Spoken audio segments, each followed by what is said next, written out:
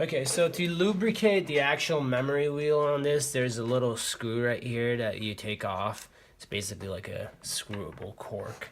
And it opens this hole right here. Let me get the light on it so you can see it better. Okay. It opens that hole there. There's a right head and 3 playback heads. This is the right head. These are the 3 playback heads, which are controlled by the front switch here, the 3-position reverb, echo, delay switch. To lubricate that platter, because they're actually rubber heads, kind of like soft rubber heads creating static that basically uses to write the sound waves on that memory platter. It needs to have enough lubrication so it doesn't chafe.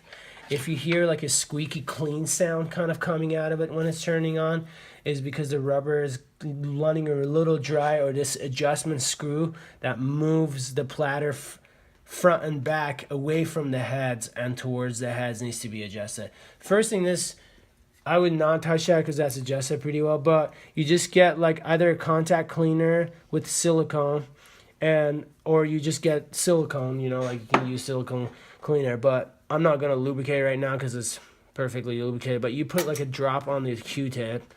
Before you put a drop on it, you kind of want to do this to your Q-tip, and it helps if you buy the kind that's like plastic core and the wood core.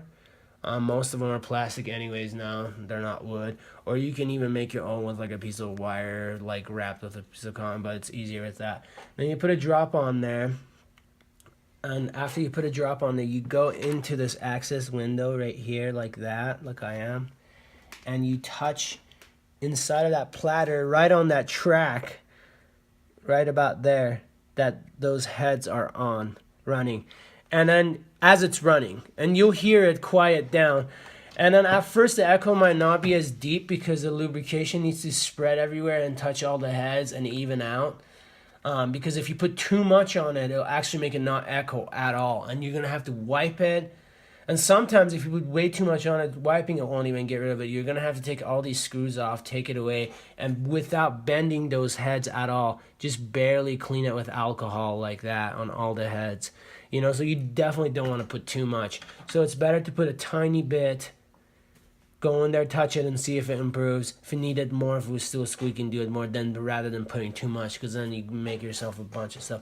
But that's how you maintain that, is basically you lubricate it through that hole, and then this screw adjusts the memory platter's front and back end play, which also controls how much contact is on those rubber heads. Do you know what I mean? So sometimes even if it's lubricated and there's too much contact, there's just too much contact. As soon as the lubrication wears out, it's going to start chafing. So it needs to be adjusted. But also, the more contact there is on the wheel from the rubber heads, the louder the echo gets because it's writing more static. So you got to find the sweet spot between the loudest setting without squeaking, Mm-hmm.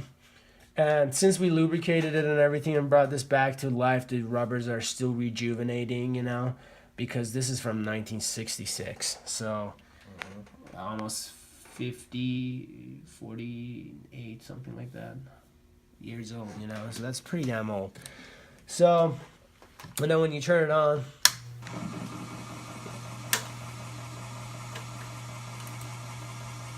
let's see. Plug it in real quick.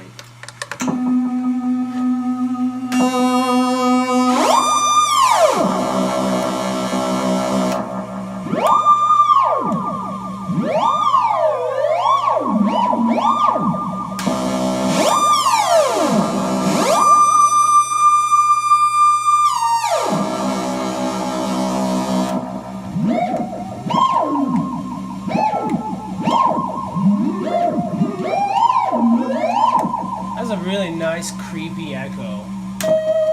It's very responsive. Even if I you